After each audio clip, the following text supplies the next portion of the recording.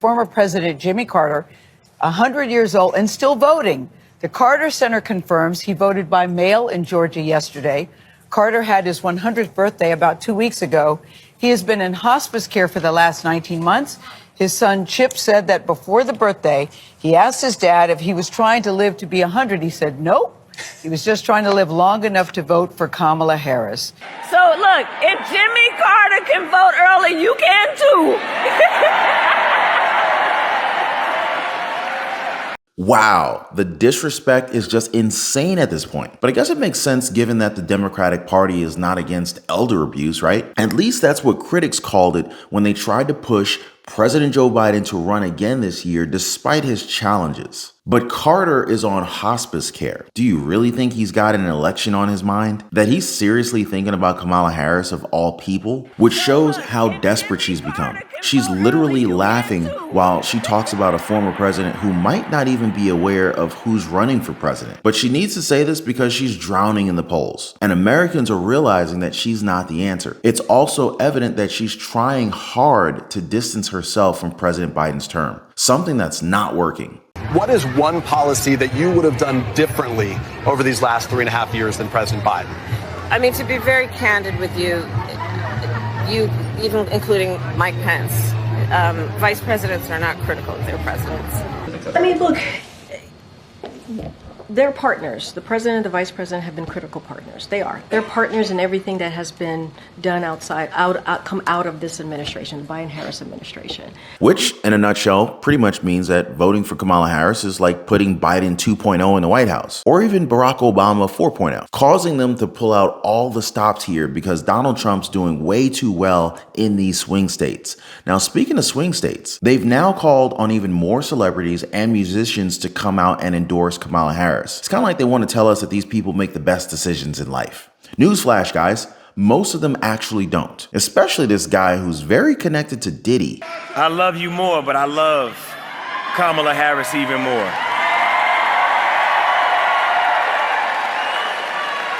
I want her to be our next president of the United States. And we can do it, but we're gonna do it together. One more time. We ready? What? We ready. Come on, Georgia.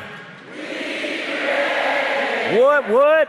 The eyes never lie. And if you saw his entire speech, he was completely uninterested in doing this. And remember, guys, he was pushed on The View to support Kamala Harris. And this is what he said before. Taylor Swift has now endorsed Kamala Harris. Yes. And she was very, I thought, very smart the way she did it. It was like, you do your research and you decide for yourselves, but I, a single cat woman, as she points to, I am voting for Kamala. Do you think, I always say that in this emergency that we're in, I think that behooves artists to come out and speak for Kamala against Donald Trump, because he is an existential threat to the country. What do you say to that? You know what? I don't get too deep into politics. I didn't get a chance to watch the debate last night. I obviously have been watching like everybody else. I think voting is an individual choice. And I think that you're right. You have to look at the reality of the country that we are and the country that we want to be, and find the candidate that you feel both are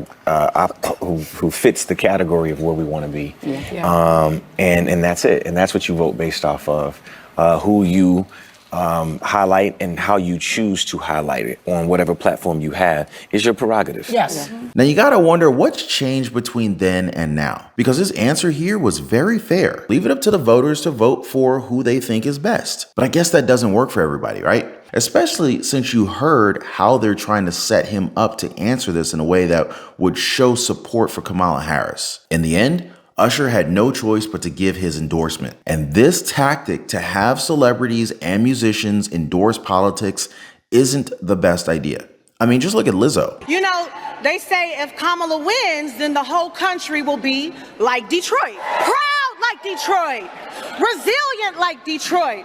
We're talking about the same Detroit that innovated the auto industry and the music industry. So put some respect on Detroit's name. I'm not sure if she understands what she just said though, because Donald Trump was obviously referring to crimes. And just recently, Detroit was ranked as the second least safe city here in our country. So I really don't think that she fully grasps the idea of having the entire country be like Detroit. That would be horrible. But it's not like these millionaires have ever stayed in touch with the reality that many Americans are facing today, which is why it's pretty easy for them to endorse just about anybody, because it's not like the presidency is going to actually affect their lifestyle. It's the normal, average, everyday American that suffers when leadership is based on feelings and not facts. But here's the thing, guys. Polling shows that more voters are realizing how good they had it 4 years ago.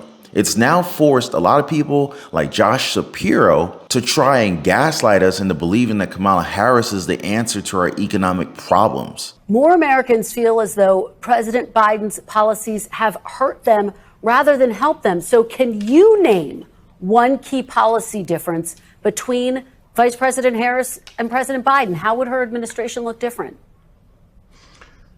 You know, I've been really encouraged by the amount of energy that Kamala Harris, Vice President Harris, has put into focusing on how she will cut taxes for small businesses. The focus on childcare tax credit expansion, that's something I've done here in Pennsylvania. We've seen that work to ease the burden on families. I think a focus on those kinds of things is particularly important. And those are the kinds of things I think Kamala Harris has brought specifically to this race. Those aren't necessarily differences, though. They're an expansion or a tweak to some extent to what's been done. Can you name one policy difference? Well, listen, again, the contrast I am focused on, Kristen, is between her and Donald Trump. And on that, I think it is clearly different. I don't want to go back to Donald Trump when he was in charge of this country. Remember the record. I know there's still some people that have maybe a little brain fog. They don't remember what it was like. Under Donald Trump, you had more chaos, you had less jobs, and you had a whole lot less freedom.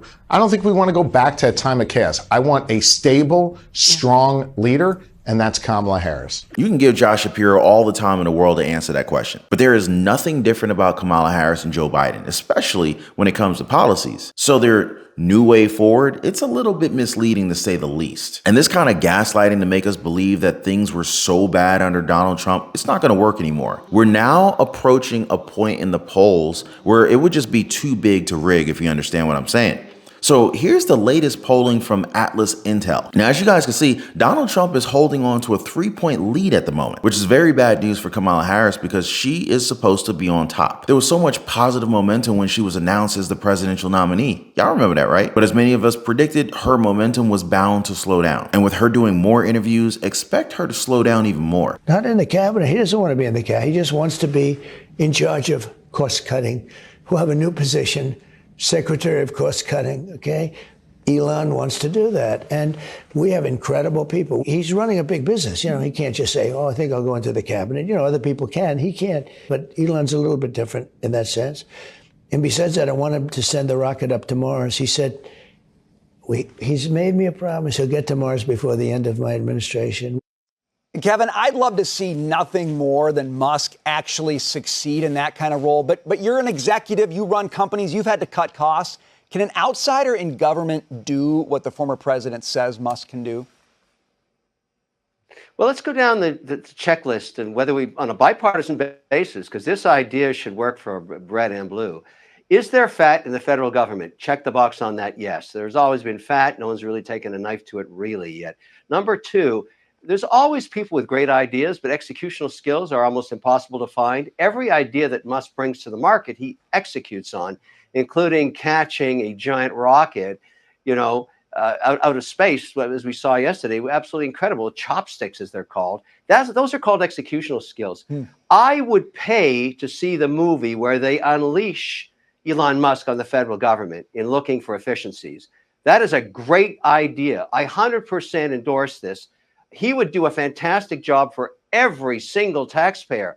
Release the hounds. Let's go. Meanwhile, you got Kamala Harris on the other side of things that's basically committing what critics are calling political buffoonery. Now, that's my first time ever hearing that. You ever heard that before? Anyway, you see a couple of pro-lifers join Kamala Harris's recent campaign stop. They shouted at her that Jesus is Lord. She replied that they're at the wrong rally.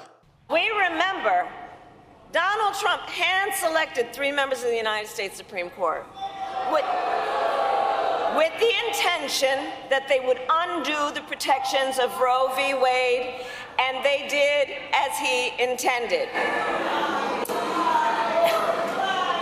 Oh, you guys are at the wrong rally.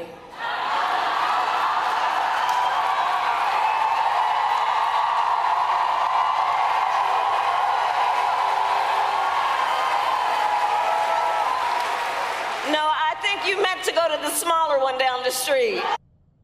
Wow, that's where you see who she really is in that moment. So somebody said Jesus is Lord. Obviously, these were pro-life protesters who were at her rally, and her response was, Jesus isn't here. You need to go to that other rally where they like Jesus. Unbelievable. And by the way, you guys, this is on the heels of this past week or last week, a pro-life protester who back in 2020, an African-American woman who was protesting, and she was blocking the entrance, but she had had a traumatic abortion when she was 15. So she was a pro-lifer.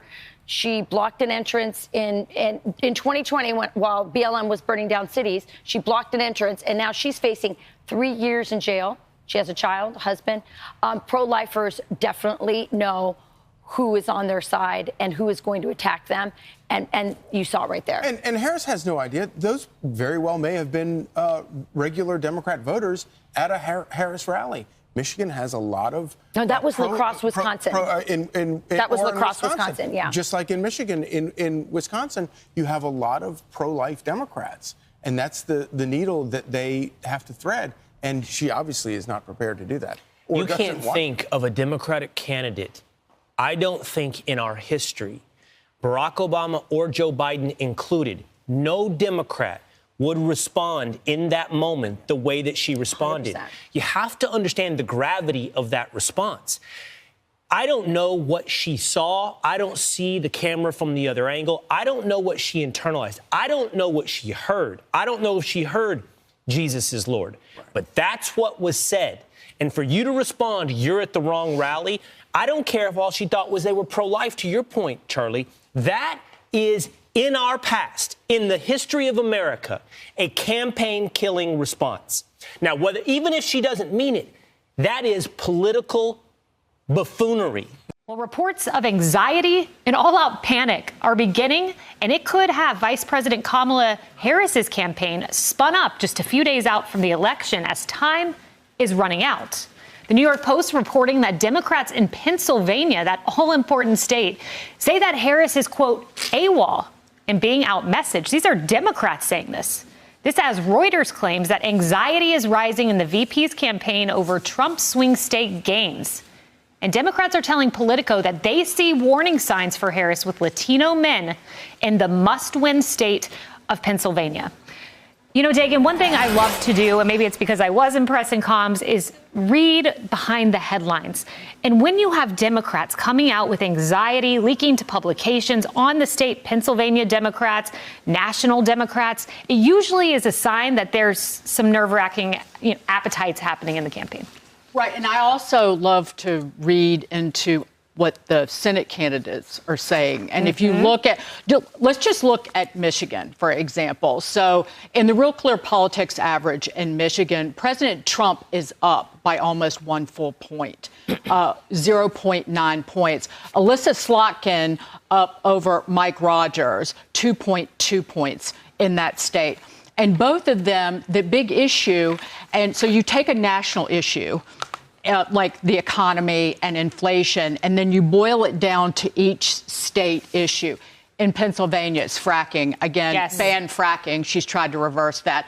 But in Michigan, it is the EV mandate, the electric vehicle mandate, that is a job destroyer for auto workers. And it's something that no American wants because they don't want to be told, oh, you cannot drive a car or a pickup truck with an internal combustion engine in it. So both Alyssa Slotkin, who's running for Senate as a Democrat, and Kamala Harris have said both, I will never tell you what kind of car you have to drive. Yeah, you have. She has, because the EPA tailpipe emissions regulation essentially mandates It's a de facto mandate that 2/3 of the vehicles in 8 years in the United States of America must be partially electric or fully electric. That is a mandate, and that is a killer for Kamala Harris and Alyssa Slotkin just in the state of Michigan. But what do you guys think about this? Now, since we talked about endorsements, Kamala Harris just got one from retired WWE wrestler Dave Bautista, a guy who's now trying his best to fit in with Hollywood. Now, you gotta wonder, why is Dave Bautista suddenly attacking Donald Trump out the blue? Could it be connected to his career? Now, I covered this in a lot more detail in a previous video that I highly recommend you guys check out. But as always, appreciate you guys hitting the like button and subscribing. I'll see you guys next time.